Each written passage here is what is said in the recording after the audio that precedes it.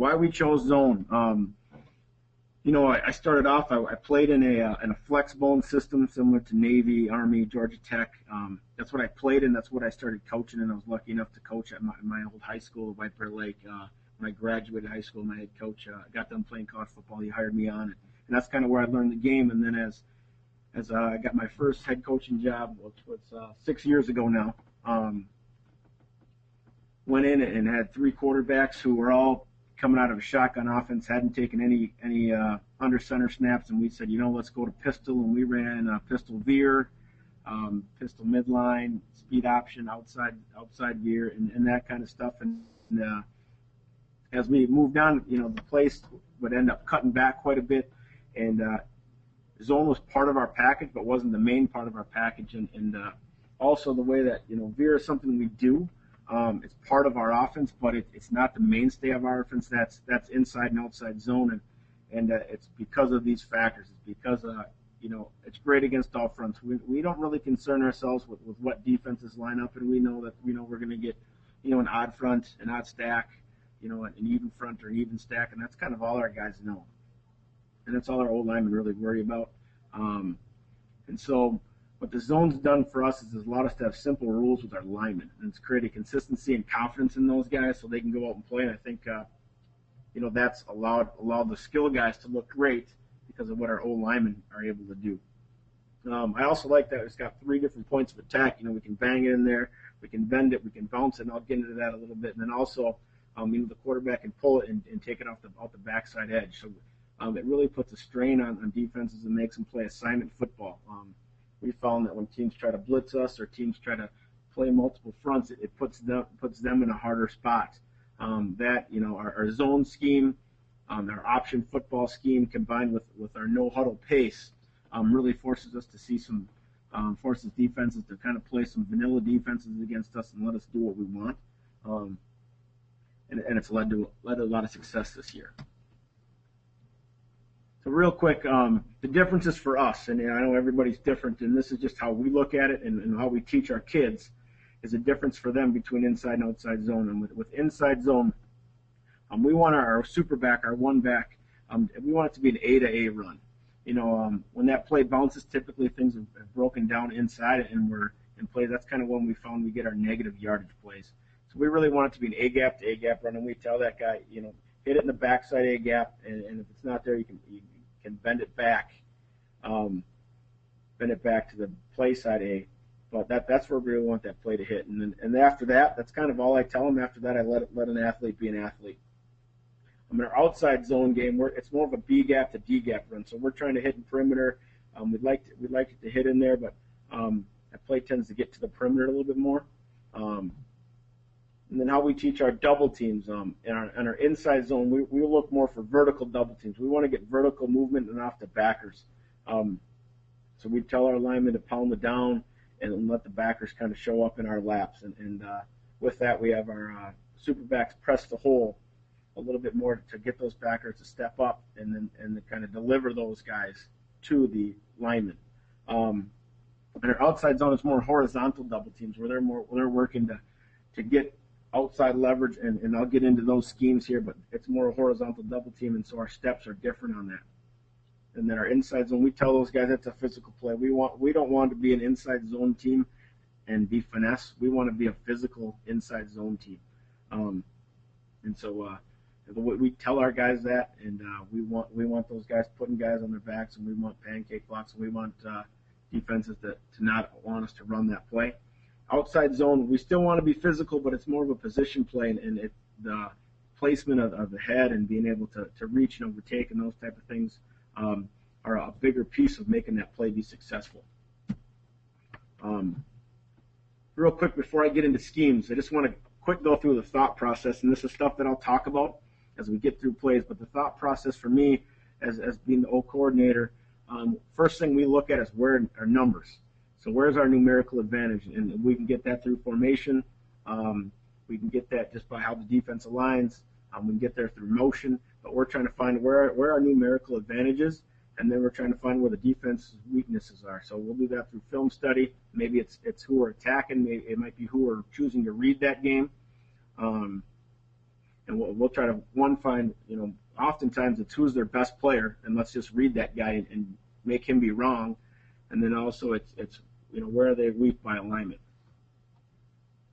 The next thing we look at is angles and field. So who has the best angles? And I guess the best example of that is, when we go against even fronts in a four-man front,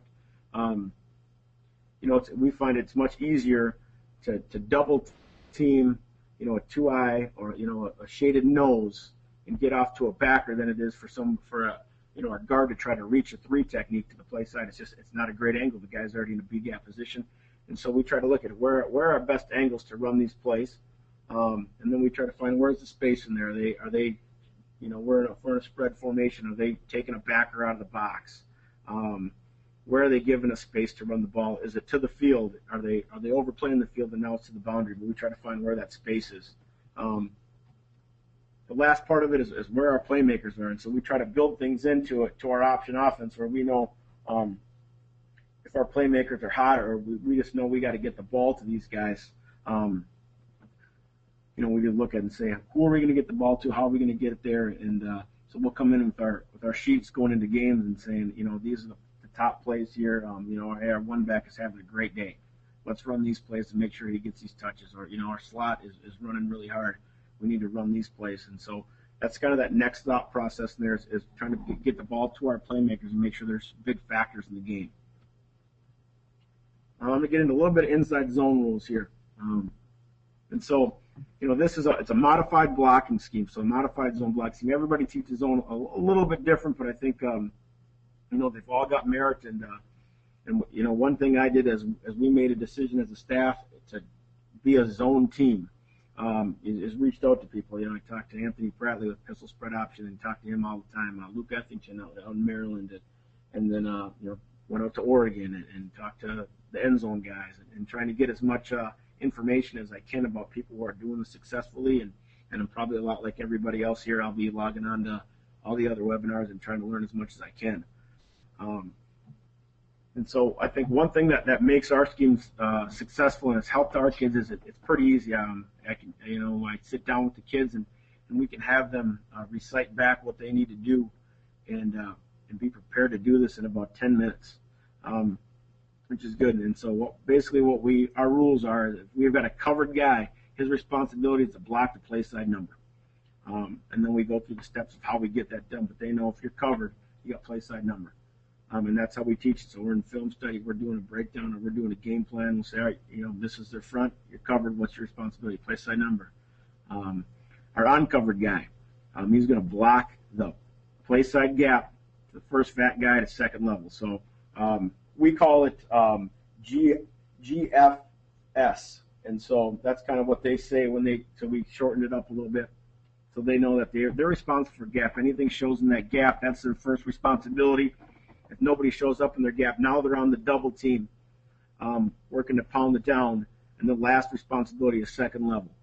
So that's how we teach it. That's our rules for our inside zone blocking scheme. What it means to be covered. We try to keep it as simple as we can. We tell them if you can reach out and touch a guy, you're covered.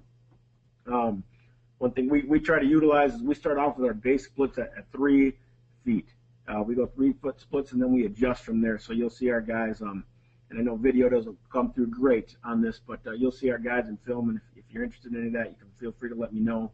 I got my contact information at the end, but we'll line up with 3-foot splits, and then we'll adjust. So if your guy's covered, let's say we're going against a 3-4 defense, and the guy's covered, our tackles are going to take a step wider, and they're going to get those things to 4 feet. We're going to try to create bigger gaps in there. The guy's uncovered, he knows he's going to have to double team, so he's going to take a step down. And it kind of creates seams for us on there. So we teach our guys that covered, uncovered, and knowing those type of things. And so if we're covered, you can reach out and touch a guy. Your job is to block that play side number, and we do it a couple different ways. If we've got a backside shade, so on this example, our O-line is all zoning to the right. They're all taking zone steps to the right. So if we are covered to our backside, we call it a lead step, and what a lead step is that guy's going to, everybody's stepping with their right foot. Our right, in this case, our center is going to take his right foot and just step vertical with it. And what we want to do with that is if we want to create a bigger gap, and we found When we take zone steps on that, and you've got a backside shade in there, it creates a bigger gap and makes it hard for the double team to occur. It puts the backside player, the guy that you're double teaming with, in a little bit of stress to get there. And so we moved to taking the lead step and being more physical at the point of attack. So he'd take a step with his right foot there. And then if we have a head up or a play side shade, we treat those the same. And we take a zone step. So we're going to take a 45-degree 6-inch zone step, work to our second step to get our knee to the crotch is what we tell those guys, and split that guy. So our helmet is on his play side, and that's how we teach that. So we spend a lot of time working lead steps and zone steps and getting those double teams down. The next piece of it and how it all works is the uncovered guy.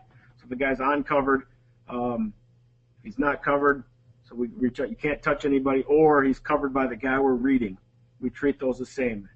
So if you look in this scenario right here, that's our read guy. So our read guy, we call him the untouchable guy. We're not gonna mess with that guy. So if you're uncovered, your GF2 is our GF2 here. So you're gonna take that play side gap. First fat guy, second level. So in this case, this play side guy's probably gonna get blocked if he's a play side shade. So he's gonna take this zone step and climb vertical on his path to block the linebacker. If you're uncovered, and that's if this guy's, if you're uncovered and you're going to double team, we're going to have these guys take a gap step. So if you look at this in these scenarios, both these guys are gap stepping. They're going to work to their double team. So now we can double off to backers. And so really they know if uncovered, the majority of the time they're gap stepping unless that read guy's on them, and then they're going to zone step.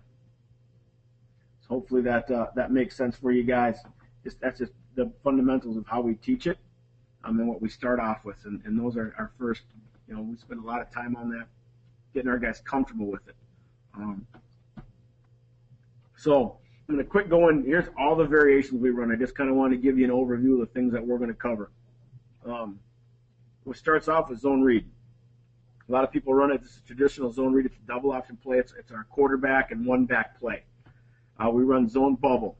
And so we attach that. We run it to number 1, number 2, or number 3 out of trips, out of doubles 1 or 2, and I'll go into that and how we look at where we want to run that. We run options, so we'll run that with bringing our backside slot into pitch relationship and getting an extra guy to the play side. And so we'll pull, and that's a pull pitch type of deal for us. Then we attach jet to that, so it's a jet read play.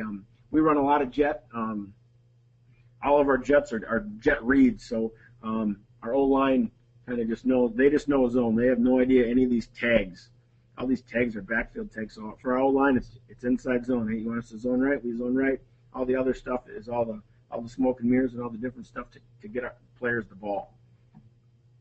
So in this case, when we run our jet stuff, our quarterback replaces the super back, which is the S, as the inside runner, and the super back becomes a lead blocker. So we get an extra guy to the play side. So it's a play that we like to run if our quarterback's running well or our slots are running well.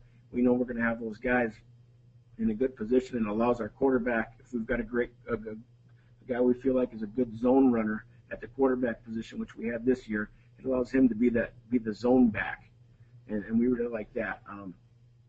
Backer is a tag that we use to change our read man to the play side linebacker. So if we were zoning right, what it does is it changes it for really one guy, and the guy who the read guy was on. So our tackle, if we're zoning right, our left tackle would hear that backer call, and he would know that we're now reading that high backer, and now he's going to base and block on to the guy who was the read key, the D end. And this is one of our answers for scrape exchange. So if we've got a lot of teams that like to pinch and scrape and play different games in there, we'll read that backer and let him run himself out of the play and give that ball to one back, and now we've got an advantage of numbers in there. The last variation we run is midline, and what that does is change our read guy to the interior lineman. So typically we do it to a 3 technique, but it allows us to run midline zone, midline scheme, midline type of play with our zone schemes up front. So all that changes for our O-linemen is they just know we're changing the read key. And other than that, it's a play that we only run right now against even fronts. We've toyed with it against odd fronts. I just don't quite have the balls to run it at a true nose. But I know other people do, and other people have done it. But it's something that we run against even fronts. So